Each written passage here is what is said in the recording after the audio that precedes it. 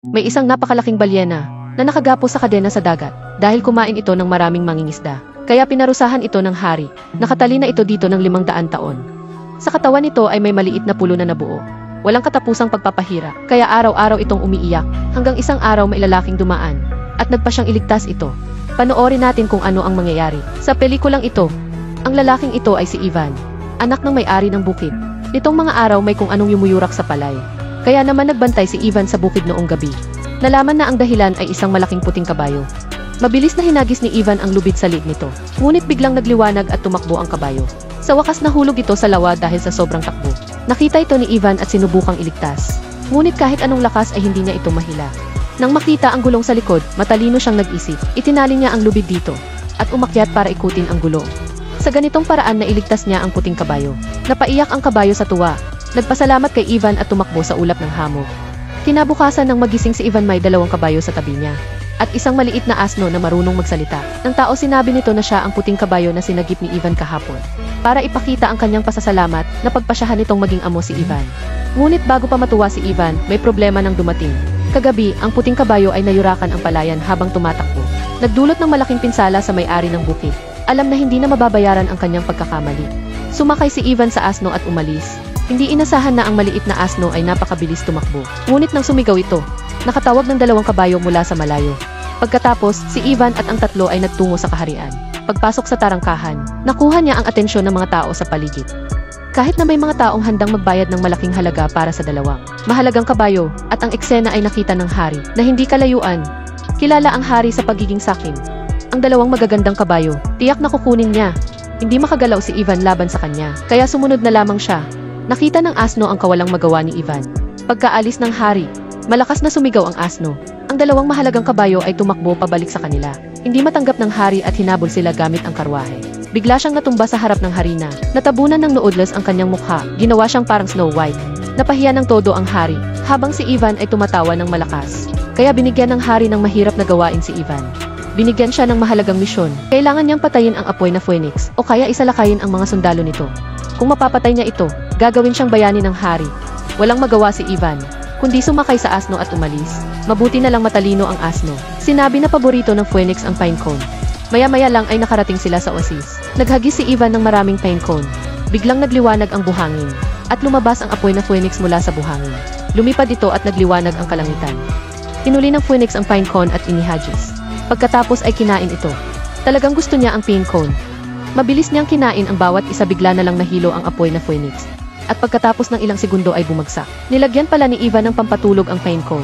Habang masaya siya, may dumating na malaking paa ng ibon mula sa likod. Nagalit ang Phoenix at hinabol si Ivan. Nang malapit na itong mahuli, lumitaw ang maliit na apoy.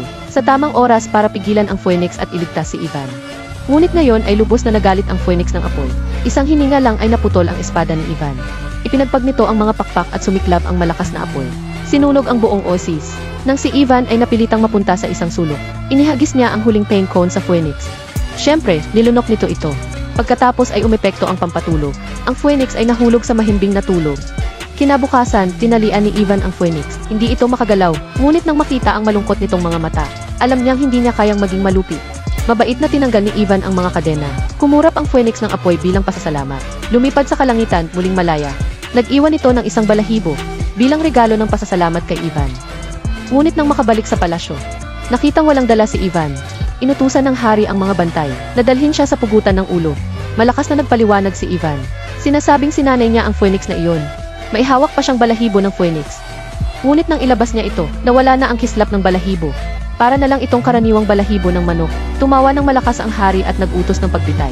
Sa sandaling iyon ang balahibo sa lupa ay nagbago. Hindi kalayuan sa himpapawid lumitaw ang liwanag. Iyon ang Phoenix. Narinig nito ang tinig ni Ivan, kaya't lumipad ito sa ibabaw ng palasyo. Sa wakas tumigil ang Phoenix sa tuktok ng door. Nang makita ito ng mga tao, nagulat sila at sumigaw ng may galak. Si Ivan ay isang bayani. Nag-alala ang hari. Napilitan siyang bigyan ng titulo si Ivan. Ngunit wala siyang balak patawarin si Ivan. Lalo pa siyang nagalit dahil dito. Makalipas ang ilang araw, muling nag-utos ang hari. Pinapunta niya si Ivan sa malamig na kaharian sa Hilaga. May palasyo ng yelo doon. May prinsesa roon na kailangang dalhin ni Ivan. Hiniling ng hari kay Ivan na tulungan siyang maghanap ng mapapangasawa. Muli, napilitang umalis si Ivan. Hindi niya inasahan na nasa tuktok ng bundok ang palasyo. 3 araw at 3 gabi bago nakaakyat si Ivan. Pagdating nila ng kanyang kabayo sa tarangkahan, walang tao sa pintuan.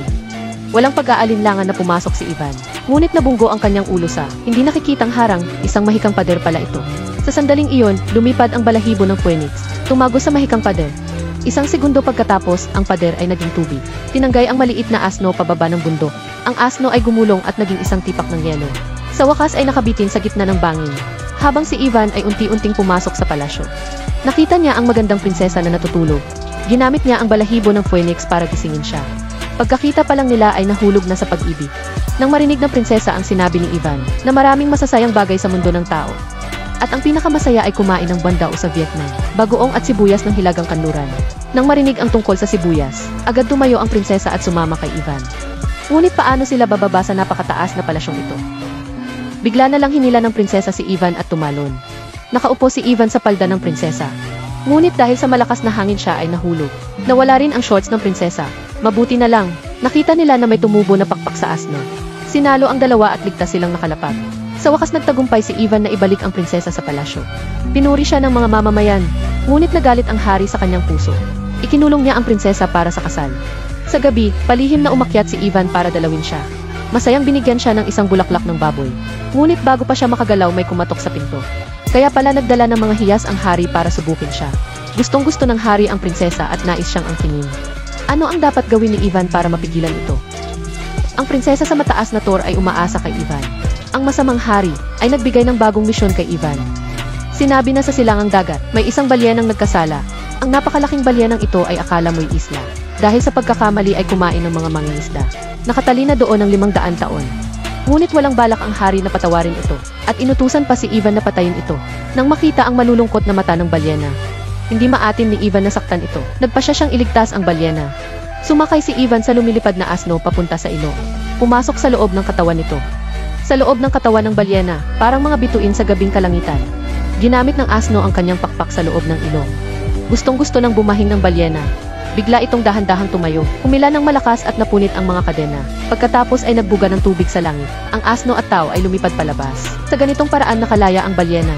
Pagkatapos mula sa bibig ng balyena, 10 bangka ng mga mangingisda ang lumutang. Yun pala ay teritoryo talaga ito ng balyena. Ngunit ang mga mangingisda ay nagkamali at pumasok sa teritoryo nito. Pagkatapos ay umakyat si Ivan sa dalampasigan. May isang alimango na nagbigay sa kanya ng singsing. Isang regalo mula sa balyena bilang pasasalamat. Ngunit nag-aalala pa rin si Ivan para sa prinsesa. Ang matanda at masamang hari na ito. Hindi pa handang pakasalan siya ng prinsesa. Si Ivan ang tunay na prinsipe para sa kanya.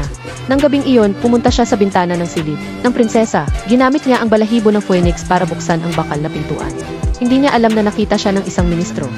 Ibinigay ni Ivan ang singsing ng balyena para mag-propose sa prinsesa. Sa sandaling iyon, inutusan ng ministro na hulihin si Ivan. Ang asno ay pinatay ng hari gamit ang baril. Kaya si Ivan ay nahatulan ng kamatayan. At ikinulong habang naghihintay ng pagbitay. Habang umiiyak ang prinsesa para kay Ivan. May nakita siyang maliit na manok na tumatawag sa labas. Dinala ng manok ang prinsesa sa sugatang asno. Sinabi ni Prinsesa Snow na may isang mahiwagang prinsipe. Sa dulo ng mundo may isang bulaklak ng peony, kung makukuha mo ito, mabubuhay muli ang mga patay na tao dahil sugatan ang mga pakpak nito. Tumakbo na lang ang asno buong magdamag. Kinabukasan, nagpadala ang hari ng 3 palayok. 2 ay kumukulo na. Isa ay malamig na tubig gaya ng yelo. Kung kaya ni Ivan na tumalon sa 3 kaldero ng ligtas. Palayain siya ng hari. Alam ni Ivan na mas maraming panganib kaysa kaligtasan. Kaya ipinahayag niya ang kanyang damdamin sa prinsesa. Ikaw lang ang mamahalin ko habang buhay. Pagkatapos sabihin iyon, itinulak siya ng hari sa kaldero. Nakita ng prinsesa na may mali, tinanggal niya ang singsing at inihagis sa kumupulong tubig. 1 segundo pagkatapos, mahimalang lumipad si Ivan. Pagkatapos noon, nahulog si Ivan sa nagielong tubig. Sumigaw ang Phoenix ng apoy. 1 balahibo ang nahulog sa nagielong tubig.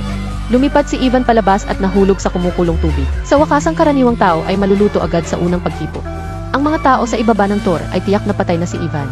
Maging ang prinsesa ay umiyak ng malakas. Bigla, may liwanag na lumitaw sa kalangitan. 1 dandelion ang dahan-dahang bumagsak. Si Ivan ay lumitaw mula sa makapal na usok, tulad ng isang anghel na bumaba mula sa langit. Yun pala, ang asno ay tumakbo magdamag kahit may sakit. Gamit ang huling lakas, tumakbo hanggang sa dulo ng mundo. Nahanap ang dandelion may kapangyarihang magbigay ng buhay. Sa wakas, matagumpay na nalagpasan ni Ivan ang pagsubok. Sumigaw ang lahat sa tuwa. Si Ivan ang tunay na hinirang ng langit. Hari, nakita ko rin ito at sinubukan kong maging isang engkanto. Nang tumalon sa palayok, pagkatapos ay may malaking bula na lumipad. Dala ang masamang hari, pabalik sa kanyang mga ninuno. Ivan sa matinding suporta ng mga tao at prinsesa.